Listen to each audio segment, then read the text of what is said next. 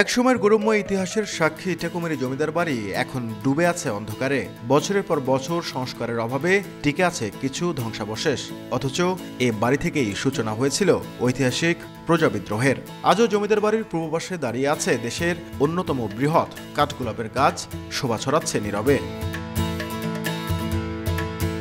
1879 সালে নির্মিত তাজহাট জমিদার বাড়ি রংপুর বিভাগের অন্যতম ঐতিহাসিক নিদর্শন। অসাধারণ নির্মাণশৈলী, বিশাল পুকুর আর সুশৃঙ্খল বাগান আকর্ষণ করে পর্যটকদের। তবে বিভাগের শতাধিক জমিদার বাড়ি, এমনকি নারী জাগরণের অগ্রদূত বেগম রোকেয়ার পৈতৃক বাস্তুভিটাও অনেকটাই অবহেলিত।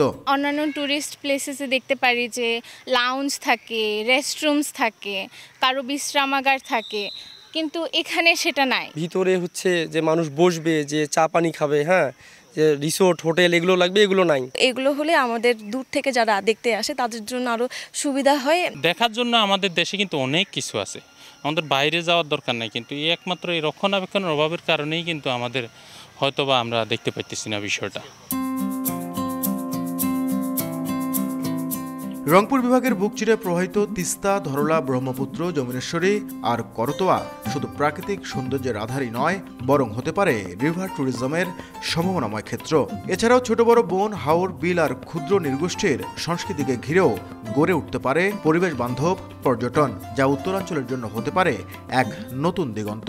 সরকারের পৃষ্ঠপোষকতা, সরকারের পরিকল্পনা এবং এখানকার উদ্যোক্তাদের আগ্রহ সব মিলে আমরা কিন্তু উত্তরাঞ্চলে একটা সম্ভাবনার চমৎকার একটা পরিবেশ সৃষ্টি করতে পারি। তবে বিভাগীয় কমিশনার জানিয়েছেন, এরই মধ্যে এই অঞ্চলের পর্যটন খাতকে সমৃদ্ধ করতে নেওয়া হয়েছে নানা উদ্যোগ। জেলা প্রশাসনকে আমাদের নির্দেশনা দেওয়া আছে, তারা ঐতিহ্যগতভাবে যে সমস্ত স্থাপনাগুলো আছে সেগুলো সংস্কার এবং সেগুলোকে রক্ষণাবেক্ষণ করার জন্য ব্যবস্থা নিতে, যার মাধ্যমে আমরা দেশবাসী তথা বিশ্ববাসীকে এই পর্যটন কেন্দ্রিক আকর্ষণ যেন আমরা করতে পারি। রংপুর বিভাগের ইতিহাস, প্রকৃতি আর সংস্কৃতিকে ঘিরে পর্যটনের যে বিপুল সম্ভাবনা রয়েছে, যথাযথ পরিকল্পনার মধ্য দিয়ে তা হয়ে উঠতে পারে অর্থনৈতিক সমৃদ্ধির অন্যতম শক্তি, বলছেন সংশ্লিষ্টরা। নাজমুল ইসলাম নিশাত, সময় সংবাদ, রংপুর।